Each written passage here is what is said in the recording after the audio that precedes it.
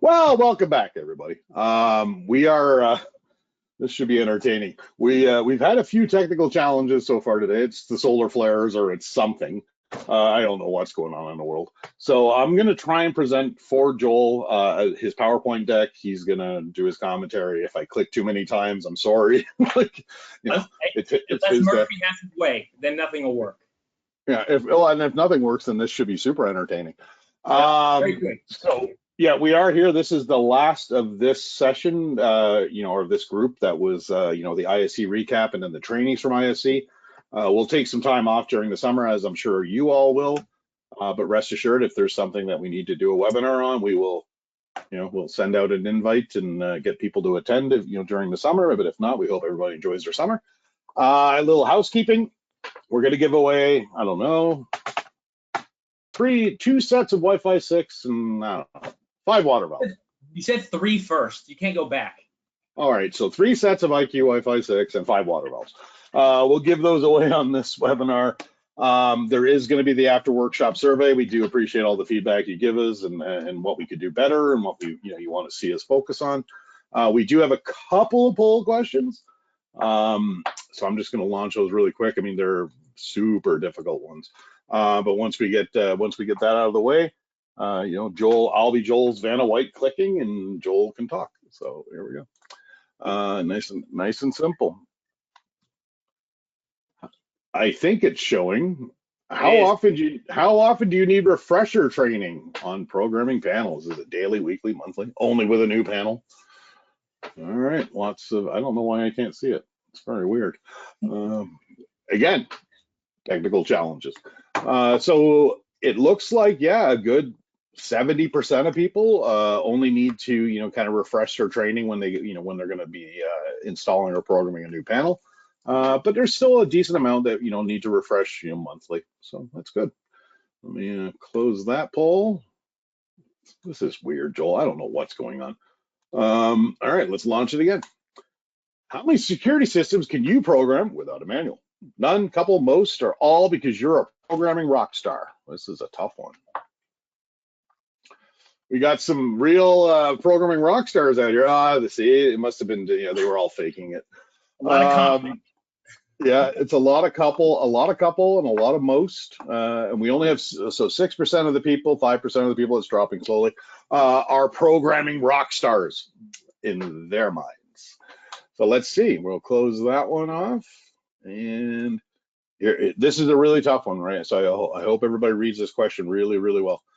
Do all of your techs have a cell phone or a tablet? It's a yes or no answer.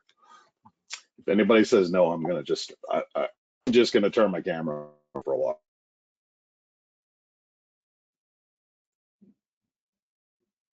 Okay, got mine right here. Oh, hopefully I do. I'm gonna need it for today. And here we go. This is another tough one. All right, so last one though. Do you know how to text? Ooh. All right, yeah. Everybody said yes. Would answer no here. Oh, somebody said, oh, they don't know how to text. Maybe they know how to iMessage instead. Yeah, Neil, my father would answer no there. Mine probably should, but yeah. Oh, okay. All right, so that was our little bit of fun. I don't know where Joel's camera just went. Oh, he's back. Right here. That was a little weird. Again, some technical challenges. All right, I'm gonna try and present my screen. Is it working? Anybody see it? I can see your desktop. What? Here we go again. Yeah. Let me try it again. I love that everyone gets to join in on this. I know, it's at this point, right? All right, now are you seeing the PowerPoint? Yes, absolutely. So, all right, wow, this has been an exciting 40 minutes leading up to this. I don't know if you can tell or not, but we're both a little jazzed up right now. Thank you guys for joining today. It's an exciting topic for me to talk about. It's something I've been very passionate about within JCI here as a whole. This is a really cool thing that we've launched for you guys, and this came directly from dealer feedback, right? So we're going to talk today about the IQ installer interface. The new method of programming our systems gives you guys a lot of flexibility, and today I'm going to hopefully show you guys the advantages that you're going to have using the IQ installer versus what we've always done in the past. So, Neil, are these clicks working or no? There we go. There's one click. But as we get started, or before we get started, and just dive right into it, I actually want to play a little bit of a game. So hopefully you guys can play along at home. Maybe pop it in the chat there if you got an answer. I'll kind of give you a little bit of time to go along to give an answer. But let's go ahead and get started with this game, Neil. Well, we're gonna try it. There we go. It's the keypad game. It's the keypad game. It needs to move right along. Fantastic. So the idea is with the game, before we start the game, the idea is I'm going to show you a keypad, and you tell me if you can program from it, right? Now, I'm getting somewhere with this, so bear with me. So let's go ahead and show the first keypad, Neil. All right. This is an oldie but a goodie, right? I cut my teeth on these. I can feel how sharp they are because I installed so many. I can program it. You can program from this? Tell me how you get into programming. *8 and then the installer code. There you go. All right. What about the next one? I don't know. Well, I don't know what the next one is. Oh, I'm going to go with *8 and then installer code again. Oh, look at it. Neil's on a roll, right? So with this, we know what the first keypad was. That was a Legacy Power Series. This one's a Neo. What about the next one? Ooh, I don't know. This one could be a little tougher. Another oldie but a goodie, right? Installed a bunch of these. Can you program from this guy? Pretty sure it's a *8 too. I don't know if anyone's playing along here in the chat or in the questions. But, can you guys program from this? And a better question is, if you're the business owner, can your techs program from this? Can your service guys? Can your install? What about what's next here? Very popular keypad. Everyone's been around for years. Everyone programmed from this one, right? What about the next one? I kind of remember how to. Do you? It's been a while. I pushed it from memory. That was my first 2 years in the industry, and that was 20 years ago. And I've vacated that space. I couldn't tell you how to program from it anymore. We got this one, right? So the same theme here, right? Can you program from this keypad? Go ahead, keep going, Neil. And by the way, I'm getting halfway through this. You're gonna think, is he done showing me keypads? No, I'm gonna beat this one to death. There are so many keypads I'm gonna show you here. Keep going, Neil. Can you program from this one? How about this guy? Right? So I'm making a point here of how many different style keypads and how can you program from them and what to keep up with. What's the next one? This is Simon XTI. Right? Can you program that one, Neil? Yeah, I can. What's the chat saying? Is anyone we got a lot of yes, and William says there's way too many keypads here. Way too many. Yeah. So there's still more, William. So let's keep going here. Right? Got a 2 gig edge. Can you program from that one? Can your service techs program from it? How about next? This guy. Oh, we're gonna keep going. Keep on rolling. This is what is that? I don't know, Honeywell panel. Can you guys program from this one? Can all of your techs program from it? Right? That one's in trouble. That one's in trouble. Nice. Just want to say. And then some of these legacy keypads. Look, that's a whole bunch of systems to keep up with as a business owner, as a technician, as whoever's programming the systems. Go ahead, next slide, Neil. So I was beating a dead horse there, right? I'm showing you guys a tremendous amount of different keypads, and just kind of going over and elaborating on the point that I'm trying to make is there's a bunch of different types of systems that are installed today that will be installed tomorrow that you guys have to service, to maintain, train people on, keep somebody in-house who's familiar with the Bosch keypad, who's familiar with the ITI system, who's familiar with your DMP. And then you got the Honeywell guy, you got the IQ panel guy, you got the DSC guy, right? So there's all these different people we need on staff to have the knowledge to support all of these, because they're all programmed differently, right? So next slide, please. Oh, not yet. We have the best comment in chat ever. So I'm not going to say who it is because it's, but whatever. We have a yes, puke, no idea, nope, it's probably yes, puke, and I'm not that old. So there we go. There you go. So I'm doing it right then, right? So the whole point I'm trying to make is, it's been a question for a long time, is consistency is important, right? And in reality, it's a statement. Next slide, hit that button, Neil. It's a I did it statement. Consistency is important, right? We want to have the same type of look and feel when we're going from system to system to system, in familiarity from system to system to system, because otherwise we have to have all of these different people who understand all of these different systems, installing and maintaining them, right? Or it's just constant update, which isn't a bad thing if you're buying IQ panels, by the way. You want to update all those old systems? Absolutely.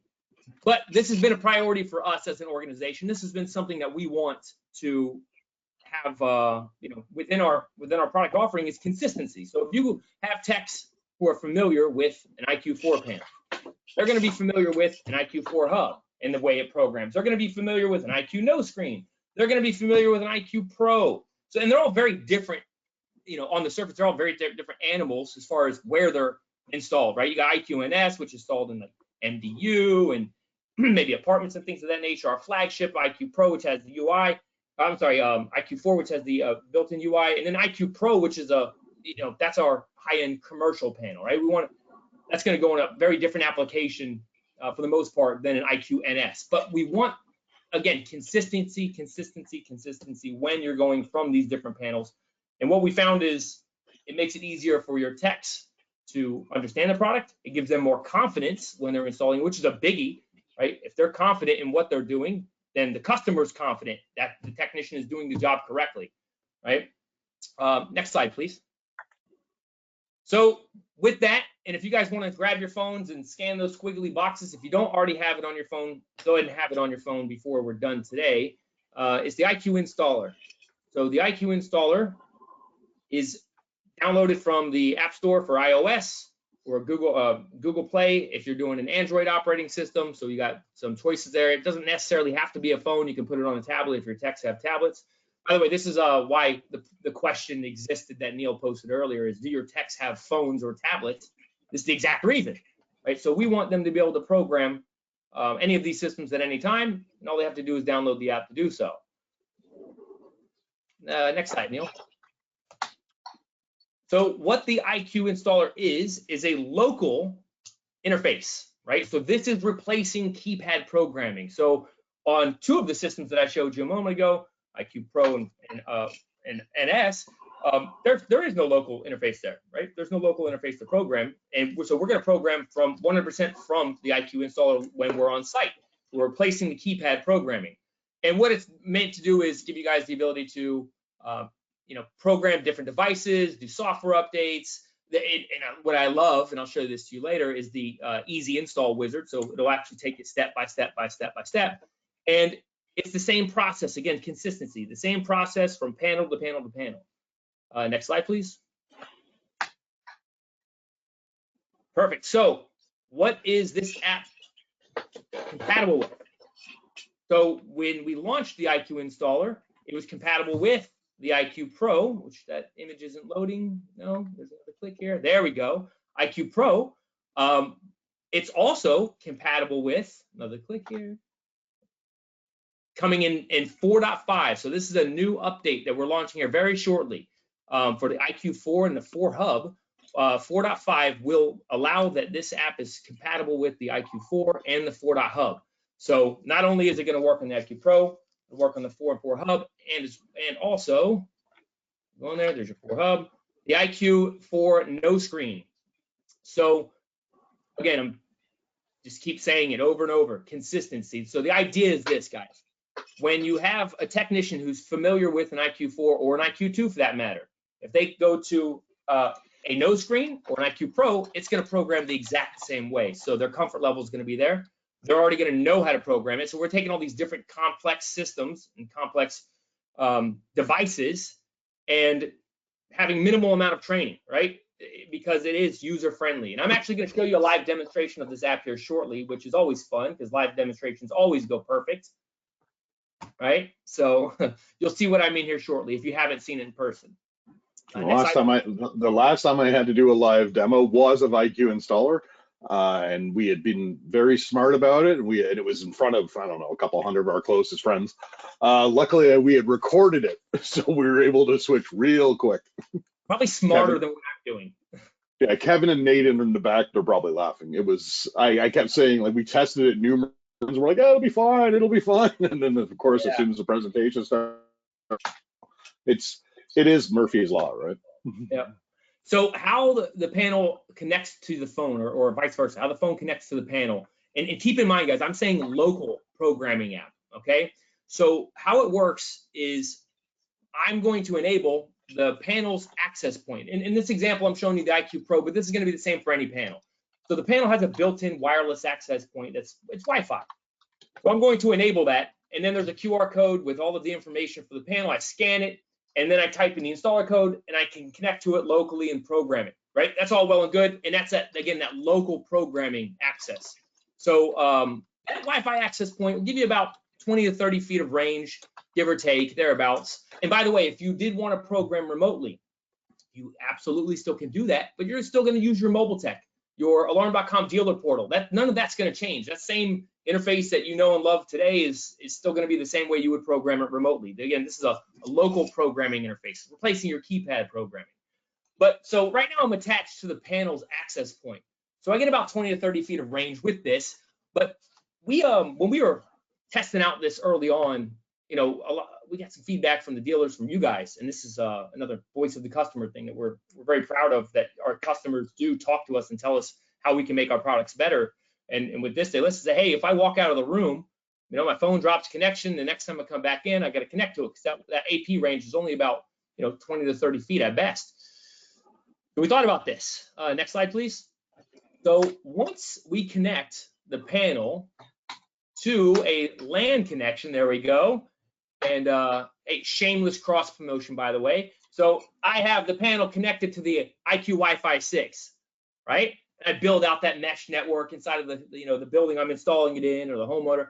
But once the panel is connected to the customer's LAN, the app will then prompt me and say, hey, would you like to move your phone to that same LAN connection, right? So now I can walk around the property and program from anywhere that I'm within range of the customer's mesh network. And another reason to build out the mesh network that your customer is installing on, right? We can take advantage of that. Real subtle, Joel. I know. I don't know if anyone else has noticed the subtlety here. I've got some cross promotion. I've got some Power G locks up there. Got some Power G automation devices. I got a Wi-Fi 6 up there. So yeah, I think it's shameless plugs. Yeah, I think what Joel just said is important. You're not tied to the keypad, right? You now have that capability to walk around a warehouse, a building, wherever you are. And you can just continue programming right from your IQ installer. It is a great enhancement, again, based on feedback from our dealers, our partners. Yeah, and that's a great point to what Neil's saying also, is like, hey, you have a keypad display on the IQ4 and the 4 Hub. The Pro and the No Screen, you don't. But on the 4 and 4 Hub, you do. But what's great is, he mentioned, if I pair this app to the panel, now I can walk around, and I don't have to walk back and forth if I'm doing like a takeover or something like that. I don't have to walk to each window, open and close, walk back to the panel, open and close, walk back to the panel. So the idea is to make it easier and quicker for the technicians to not only understand, but get the job done. So I think, Neil, if I'm not mistaken, this is where we're going to switch over to what I'm showing here. Yeah. Good luck. Oh yeah. Let's see. I'll give you one moment here. Yeah, you tell me when you're ready, and I'll make you the presenter. All right, I'm ready if you want to go ahead. Okay, just remember, if this blows up, it's on you. Presenter. If it blows up, just click the cancel button. Yeah. Okay, you're the presenter now. All right, so we're going to go to screen 1. Okay, we'll see if it's working. Do you see my phone? I do see your phone and your little Bluetooth mouse. Look at that. Better living through technology, right? Okay, so also, by the way, this isn't just scary because I'm doing a live demonstration. You have no idea how many times I checked to make sure I was on Do Not Disturb and on airplane mode, to make sure that none of my friends send a text message or anyone that's attending this right now go, hey, what's going on? That any funny business isn't popping up on my phone. So I'm sure I'll see the text messages after the fact, right? All right, so download the IQ installer on your phone, whatever, the tablet, whatever it is you're going to use in the field, okay? I'm going to go ahead and open it. By the way, just a quick for you, so for your information, the version number is displayed right here. So if you're on the phone with tech support or someone like that, you want to make sure you have the latest version. This is something that usually they'll ask you as well, but it's good to know what version your app is running on. Something that I love about this app is, again, we wanted to make it as simple as possible, but right out of the gate, as soon as you open up, it's telling you the panel, right, that we're using, but it's showing the technician what to do. Hey, scan this QR code. You got the flashing box right there. It's telling you, scan that QR code on the panel, because we don't want there to be any mix-up. Something else I want to point out, and you may have noticed this prior to jumping on here, but you see these dots? These are, anytime you see these dots on an app or anything, on our panel for that instance, that's our page indicators. So remember what I showed you a moment ago, that this app is compatible with multiple panels. So if I'm, for instance, installing, there's some lag here, yes, an IQ4 NS, it's going to give me the animation for that. Also, when we release 4.5 for IQ4, there'll be another set of dots there that'll show you how to activate it on the IQ4. And I need to get my QR code here. There we go. Okay, perfect. So I'm going to quit blabbering on and actually scan the QR code. So I've got that there. I click continue. Okay, now this is going to seem like I'm joking here, but I'm being absolutely serious. This is the hardest part about this app right here, is reading these words. If you read these words, you will connect to it. So what it tells you is press the link button that's on the panel. In particular, this one's showing me how to do it in IQ Pro. So I'm going to go and do that. Give me 1 second here. I'm going to hold that down for 1 second. What I'm waiting for specifically, and this is the one that no one ever reads, is I'm waiting for the LED on the panel to start flashing blue. Okay, now it's blue. Now I'm going to click continue, and I'm going to click join. I'm going to join the panel's access point. All right, where's my mouse back? There it is. Beautiful. Neil, are you guys keeping up with me, or are you still seeing the 9 Pro? No, we're good. We're good. Neil? I'm talking. So, okay, because my screen is lagging. I'm showing the access code. No, my screen. Yeah, there you go. Yeah, you're connecting to Wi-Fi now. Okay, perfect. So, I don't know, people, this technology nowadays, like,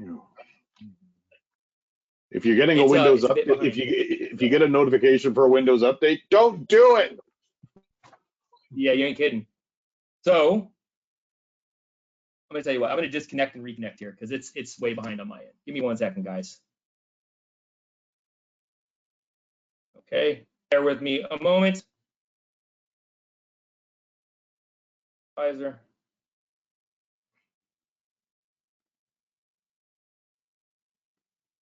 There we go. Let's see. See if this is any better.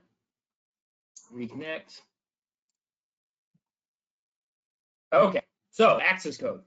First time you connect, it's so laggy. First time you connect, it's going to ask you for your access code. By default, the access code is going to be the same as it is on an IQ4 and an IQ2, what it's always been. Installers 1111, dealers 2222.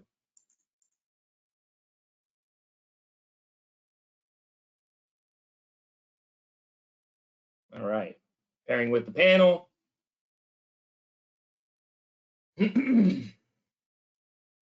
Yeah, man. So it is so laggy. I know. So while it's pairing with the panel right now, what it's doing is it's actually, it's lagging. What it's doing is it's basically, it's negotiating its credentials. It's making sure that it's installer code, correct dealer code, whatever the case may be. Now I'm just literally buying. He's buying time for me. I appreciate it. Oh, it's so laggy. This is entertaining. At least. Connect to an IQ4. You don't have to get up and down. Oh, yeah. I don't know if that's possible at the moment. You might have to if it's not going to allow me.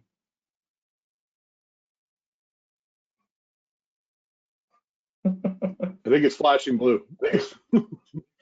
Yeah.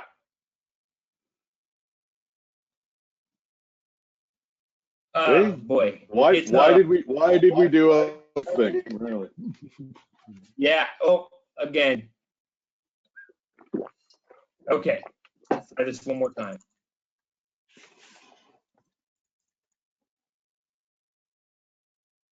There we go. Oh, hey, look at that. By the way, what I'm showing is not the app that I'm having issues with. It's sharing the connection through Visor and through the Teams meeting. So fun stuff. All right. So the first thing that it did was when I connected to the panel, as remember, I'm connecting over AP. It sees that my panel is connected to my LAN. Okay. So it's going to pop up and give me a message and say, hey, do you want to move your phone over to that connection? I'm going to click no, just so I don't have any other hiccups here. And we'll run through what is being shown here, what's being displayed. Now, my panel already has some programming to it, right? So if I were connecting to this for the very first time, up at the top is a little magic wand here. If I were connecting to this for the very first time, it would actually put me into the installation wizard. So I can click start, and if I've never programmed a panel before, it'll literally walk me through step by step by step. And this is the same process for IQ4, for Hub, no screen, or IQ Pro, which is a bit more complex of a system. So I can choose my Wi-Fi network if I've already connected to a Wi-Fi network, which I have. All I have to do is click on the arrow. It'll go through and check all of this good stuff, right? I want to show you the rest of the app. So I'm going to exit the installation wizard, and that way I can get to the rest of this here. But Yeah, I if mean, you look and at it's the same. I was just gonna say, Joel, it's the same wizard that we have on the the screened panel. So it's the exact same wizard. It's just in a different different look and feel to it, but it's the exact same. Exactly. Yep. Yeah. So yeah, connect to your security devices, IQ remotes, users, updates, all that good stuff.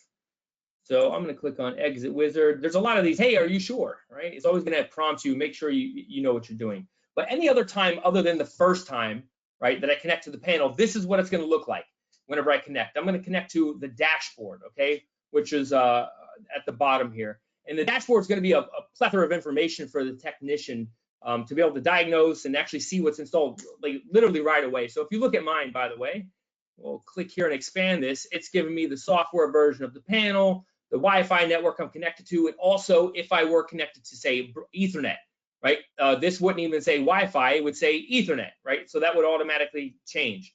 AC power, cellular information, battery status, all this good stuff. And then at the bottom, it's going to show me all of different tabs here. I have my security devices that'll show up under the security tab. If I have Wi-Fi devices such as IQ remotes that are paired via Wi-Fi, they'll be listed here. And these are all shortcuts too. I'll show you here in a moment what I mean by that.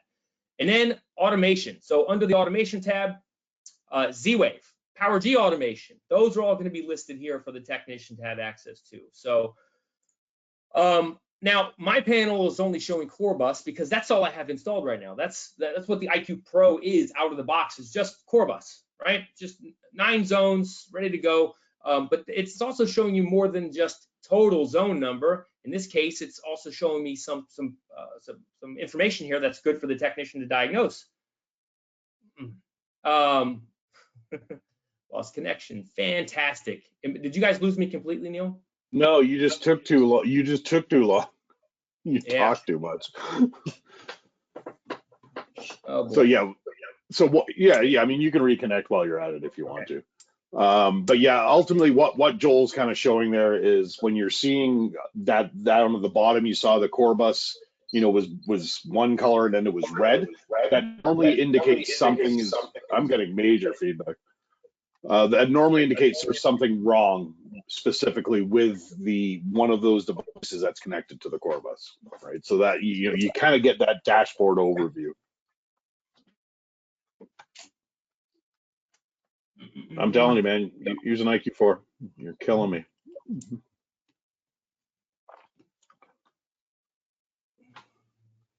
One moment. There we go. Join.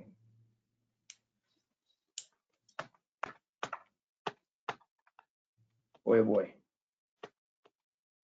Live demos. Always like this. Okay. There we go. No more live demos. That's our new rule. You ain't kidding, right? Yeah. Yeah. All right. That's it. No more live demos. Everything is recorded going forward. What's good is this will never see the light of day. No. Okay. So the red is an indicator of a trouble condition, right? So I can click on that red. It'll filter out, show me any devices that are currently in trouble. Now from here, if I want to remove these filters, because this is the security sensor list, it's currently showing me everything that's, well, it's showing me everything that I filtered for the trouble conditions. I can clear those out, and it'll show me all of my zones that are currently enrolled on the panel. If I want to add devices, all I have to do is click on the plus sign. That's right there. So for instance, with an IQ Pro, I have Power G I can add. I have core bus devices like keypads, zone expanders. I have MX addressable devices that I can add. And legacy SRF. All I have to do is click on auto learn, and this is the same for any panel, and it'll tell you the instructions of how to enroll those devices, right? So Power G, SRF, or MX. I click on start, and it starts loading all of my devices that are attached to the panel. I have a bunch of stuff that's wired to this. So I have hardwired zone expander, hardwired keypads. This message that's populating right now is asking me if I want to reboot the panel because it sees that I have a Power G host. I have an external host that I just enrolled. But I can click back and I can do that later on if I want. If I want to enroll a Power G device, all I have to do is Joel, let's pause on that, right? So sure. The reason Joel got that pop up and he kind of just blasted by it is obviously the Power G daughter card is embedded in IQ Pro, right? So it's on the IQ board, the daughter card is there. If you then connect a host mod like an HSM host or an RF keypad, what'll happen is when that pop up is saying, hey, we've detected this device, it's wanting you to basically reboot, because what'll happen is when the panel comes back up, the new Power G host will be that either the host module or the secondary keypad RF, and it would disable the onboard Power G card, right? So that's kind of what that was. Sorry, Joel. Yep, no, thanks for pointing that out. You're right. I did kind of jump right past that, right? So if I want to add, I added one Power G device. If I want to add another Power G device, all I have to do is just pop in the battery. With this one, you hold down the enroll button, release. It pops up with the ID number, and I click add. One of the things that I really like about this too are the images. Is adding extra devices? Yeah, okay, I can just keep going, right? But you'll notice that the images are of what the device is, right? So like the keypad, it's a touchscreen keypad, right? That's a Neo touchscreen keypad that I added. A zone expander image looks exactly like a zone expander. So it's a cool way, an easy way for a tech to identify exactly what it is. Even if someone labels it incorrect, they're always going to know exactly what it is just by looking at it. Now, something else that I want to point out is everything says not configured whenever we're auto enrolling. Now, basically, what that's telling you is it's a default value, right? So if I wanted to say program that door window sensor, I can select it. There we go. And I get all of my programming options here. And if you're familiar with IQ Panel, if you've ever done an IQ2, an IQ Hub, an IQ4, this programming looks exactly the same as what you're familiar with. So again, consistency across platforms.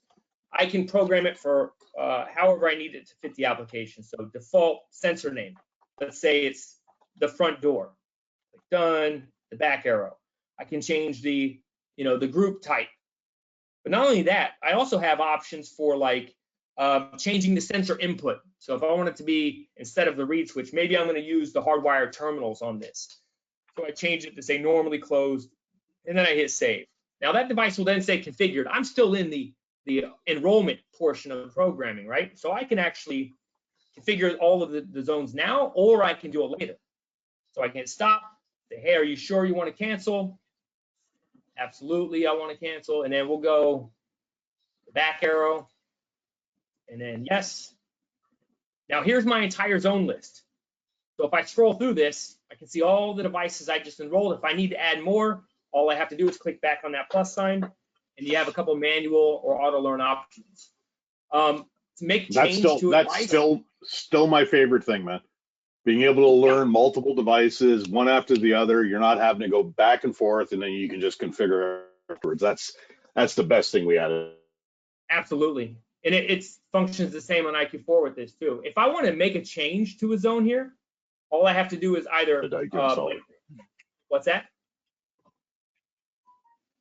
Oh, if I want to make a change, I can just select the zone, and I can either edit it or delete that zone from this page. All right, so I can hit the back arrow and go back to the dashboard. Neil, you are frozen on my end. I don't know if he's frozen on everyone else's end, so hopefully I'm not talking to no one. All right, Kevin, can you guys hear me? Or is it just Neil that's frozen? Yeah, it's just Neil that's frozen. Yeah, we can Okay. hear you good, Joel. I'm gonna keep rolling on then, no worries. So notice I enrolled my devices, my PowerG and my Core Bus devices. So those numbers not only grew, but like the trouble condition. So my devices are currently in tamper, so they're showing in red, right? Let's take a look at the rest of this app. And it's something, you know, what's funny is I read a lot of reviews, which is probably bad for me. By the way, hopefully the comments will be turned off to this webinar when we post it to YouTube later, if we do. But one of the comments that I read for the app is, hey, I wish that they had a link embedded for the install manual for the panel that we're working on. And it is.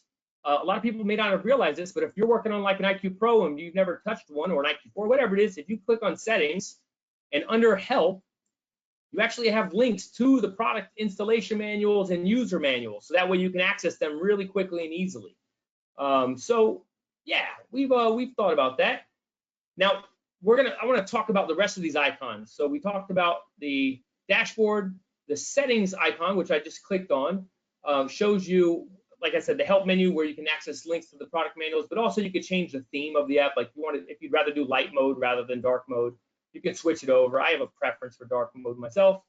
Just some other options like that. And then you can also disconnect here. So if you were done with the app, you can either force close it, or you can just click on disconnect, and it'll disconnect from the panel. Our configuration is where I want to spend the next little bit of time. Now, this is made to be very familiar to what you're already used to, or if you've ever touched an IQ panel before. So again, we want to have the technicians be able to go from an IQ2 to an IQ Pro to an IQ4 no screen and have the same look, feel, and smell of anything else that they programmed in the past, with some additional features. So obviously we have our user management, installation icons. Well, let's say the tech wants to install one of these brand new IQ PowerG locks, right? So the tech has one of these he wants to install. He's never programmed this panel before. If I'm installing it, then I would click on installation. So we want to drive them to where they're going, right? And then it's a device. So I click on device and what type of device it is.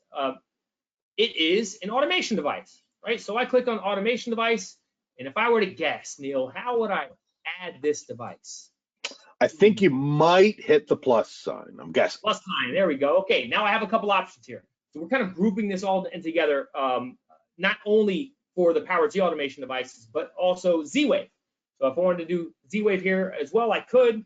I'm going to hit the auto learn for PowerG and then hit start. Now watch this. This is what's cool about these locks. I don't remember if we showed this a few weeks ago, but if you're doing a Z-Wave lock in the past, what were the steps? Neil, what do we always say was a standard operating procedure? And even David will love it. We bring the lock next to the panel. We hop on one foot and tap our heads. We wait for the encryption key, and it just takes forever. Yeah. So with this, I've already mounted it to my door. I'm literally going to pop the battery in and power it up. I'm going to wait a couple seconds. So all I did was just throw the battery in there, right? No trickery. Give it a moment. And there's my door lock. That was tough, right? I click add. Super difficult there. How about this? I got a PowerG light here. Let's see if I can get this to enroll. So I hold down the button, click the LED, release. Okay, there's my light. Click add. And I've enrolled 2 automation devices in what, 15 seconds? Give or take, yep. Yeah, give or take. And I can do all the configuration here as well. There we go. And Sorry, I left you alone there for a sec, Joel. My computer threw up. All good. I mean, I fully expected it, so we're good. Yeah. And then we'll click save. So I just programmed that lock to lock itself after 30 seconds, right? Which if I unlock it, you'll actually get to hear it later. Let's see. Okay, so once I'm done adding my Power G automation, yes, are you sure you want to cancel? Certainly, I would like to cancel. Okay, and then I can go back to my list. And by the way, once they're added, not only does it show under my automation device list, I also have local controls here, so I can test these devices out. So it's like a toggle switch, so I can unlock or lock the lock to make sure it's working, right? Say that 10 times fast. Yeah, and that was, again, that was voice of customer feedback, right? We did not, when we initially launched IQ Pro and NS, we didn't have the capability to control devices, and everybody was like, hey, it's no screen, it'd be really cool if I could test it while I'm installing it. So you spoke, we listened, and we added the features directly into IQ Installer. Yeah, so really quick, I want to show you, if I go back to the dashboard, so remember I said these tabs will change every time I start adding new devices. So under the automation tab, now I have my door lock and I have my light. So again, as if the technician were rolling onto this job for the first time and they didn't necessarily know what was installed, they could just quickly scan through these tabs and see what's there, see if anything's in trouble, how many of those devices are there. And then they can click on them and it'll filter out and just take them right to the device page so they can make any programming changes, test them, whatever they need to do. So I want to click back on the configuration page and show you some other options here. By the way, that option that I talked about to connect to the end user's Wi-Fi, to connect to it, their LAN, right? So that way I can stroll around and not be connected to the access point only. That was a pop-up message on my phone, and I dismissed it.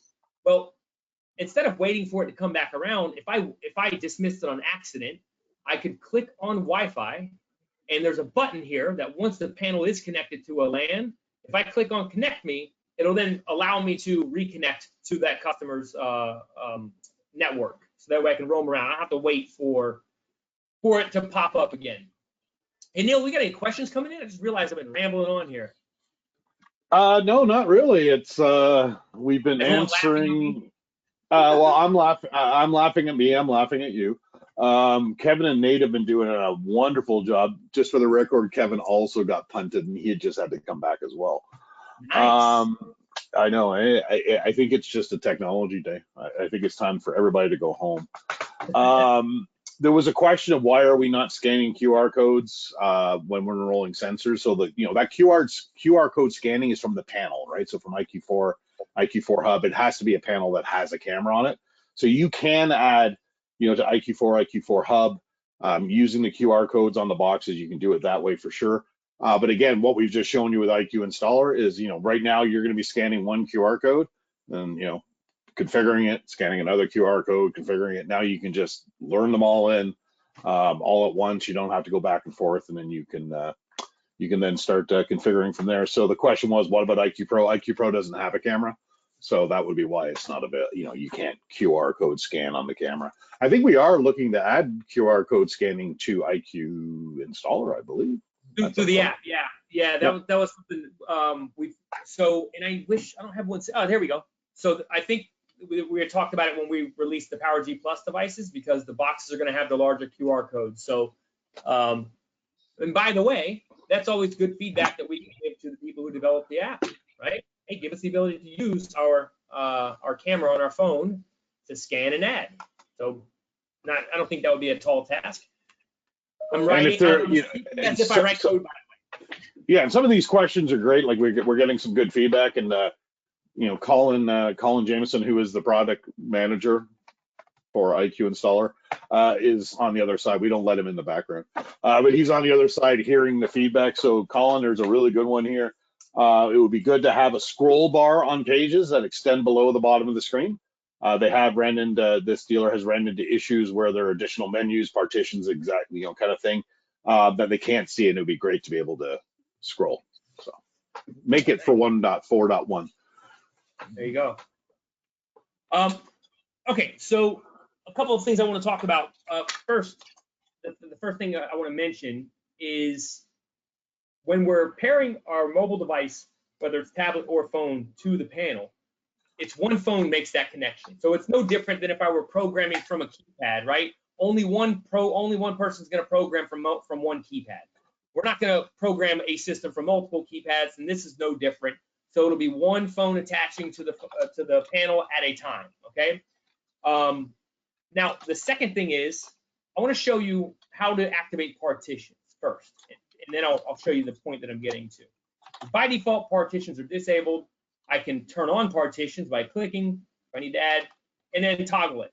Okay. Now what's cool is when I toggle it, it'll show me under the partitions list the status of all of those partitions. Now, right now it's only showing me a single partition because that's all I have zones assigned to. If I had zones assigned to partition 2, 3, 5, I would show that list, you know, of all the active partitions. But that's not really what I want to show you here. What I want to show you is this, the status of that partition, right? Right now it's saying that that partition is ready. So we get a green shield. If that shield were orange or red or blue for that matter, that means that that partition is armed and I can connect to the panel and I can view programming, but I cannot change programming. I can't send programming down to the panel.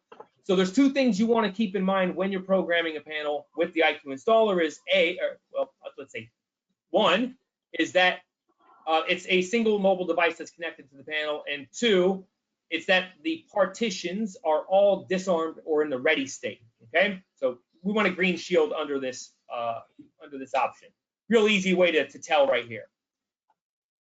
I also want to talk about software updates. So this is a cool thing we introduced on IQ4.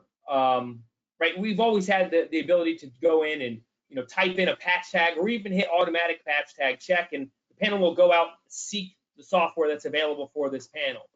Now, but what we introduced on IQ4 was updating software locally in a different way. So in the past, we'd always done it on IQ2 with like an SD card. So we had an SD card, you popped in the SD card, and you grabbed the file locally. But that meant your tech had to have the SD card on them. They had to make sure they have the correct files, all this stuff. So in IQ4, we said, okay, how can we do this a little bit better, a little bit easier, so that way we don't have to make sure a technician has the SD card with the correct file, and we do a manual update using the panel's access points. The same way that I'm paired with my phone to this panel is I can actually go in and store the files, the software locally on your device, or even like a shared cloud storage file, right? Or whatever it is your organization uses. And I can go ahead and select those files of the software, and they always have 3 different types that you're going to need, the .txt, .zip, and the signature files, and I can push them directly over the panel access point. What's great about this option, again, I mentioned the SD card. We don't have to have an SD card lugging around with us anymore. The tech can have access to get these files off of dealers.qolsys.com. Subtle hint, if you don't have access to that already, please apply today. So that way you can go on and get all these files, have access to all of those things. Subtle hint. But also it makes it so even if the customer doesn't have Wi-Fi connection, if they don't have broadband on site, or if their broadband is not that good, it's going to take a long time to download the file, your tech is still able to transfer the file locally from their phone. So that's something that still is there with the IQ installer app, and makes it very simple to push updates to the panel. Here's another thing that I love about this app that came directly from dealers, and I remember hearing this going back to IQ2, is, hey, when I'm within a programming section, I can search that programming section. But why can't I search for the feature throughout everywhere? Right? So if I click on this magnifying glass up at the top, I can type in whatever the thing is that I'm searching for. So let's say, for instance, I'm looking for something that has Power G in it, right? Maybe it's Power G RF jam detection. I have no idea where that is in programming, but I know it has the word Power G in it. I can search for it, and I click on it, and it searches everything, and it takes me there and highlights it. So that way I can make my programming change. The other cool thing about that is if these are common things that you're doing, it'll actually store, like you saw earlier, I always use as a demonstration the panel sirens. This is something the techs are always looking for, right? I want to silence the panel sirens while I'm testing the system. So it'll save that for you and make it kind of one of your favorites. And I can put it in test mode, and then there it is, right? So that search feature was a question or a request that came from our dealers, from our customers, and was added to this app. Neil, how we doing? Any questions? No, but you need to start wrapping it up, my friend. But no, we're answering. Yep. Yeah, a lot of people want to see the QR code. Good feedback on the. Yeah, everybody's good actually. Perfect. So there's 2 more sections I want to show in this app. You may have seen this clock here. This is our events. So think of it like your event buffer. All right. So if I'm going on site, I want to see what's going on. These are all of the panels, event buffers that are stored here. Neil, what is it? Is it 500 events that are stored locally, and then the rest, the 10,000 are stored in alarm.com, something like that? Yeah, it's 500 local within the app. Yep. Yeah. So very detailed information. How I read this is it shows me the exact timestamp. It shows me the condition, the partition that it happened on, and the zone ID number, right? If I want to click on it, it'll give me more detailed information. But let's say I'm looking for a specific event. I can click on the filters up at the top, and I say, hey, I want all events from today, or targeted dates, right? And let's say I'm only looking for trouble conditions. And then I click apply, and it filters out everything other than trouble conditions that happened today. Right? So I can go ahead and say battery unplugged. Okay, it's batteries unplugged from my high current output module. That's because I don't have a battery plugged in, right? So that is our event buffer. Lastly, and not leastly for sure, this is, I mean, I'm showing this last for a reason, because I want to wrap up on it. This is the same thing I would do if I were on site. I want to make sure everything's working as it's supposed to. This is my on-site wrap up, right? I can do my Wi-Fi test, my SRF test if I have standard security devices or legacy security devices installed, my cellular test, Z-Wave test. We added a new one called PowerG RSSI. So that's the Receive Signal Strength Indicator. That'll actually give you a precise decibel level. It takes a few minutes to populate here, so I may not sit on it for too long. It'll give you a precise decibel level of how those devices are communicating with the panel.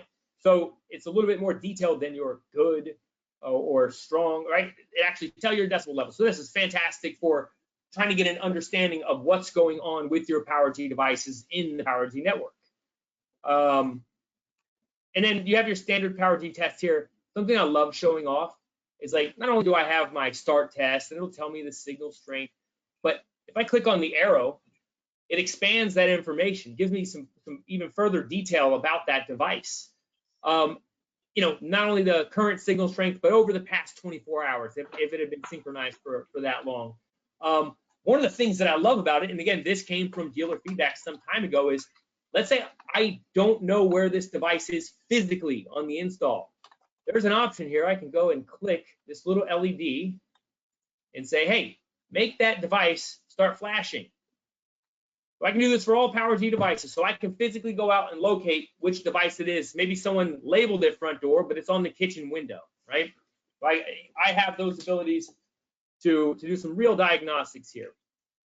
The one thing on this screen, Joel, I think that people, and you know, I've had a few conversations with people in general, they don't realize, I mean, this is also available on IQ4 if you hit PowerG test more info, is that where it says repeater, right? That you know if it's talking through a repeater or if it's talking directly to the panel, right? So if you are seeing some kind of range challenge, you know, it's good to be able to see, you know, is that device talking directly to the panel or talking through a repeater? You know, and it'll have the repeater name if applicable, right? So it's definitely a great feature. Yeah. All right, and then the last thing is your panel test. Obviously, we have all of our hardware tests with arm, disarm, battery.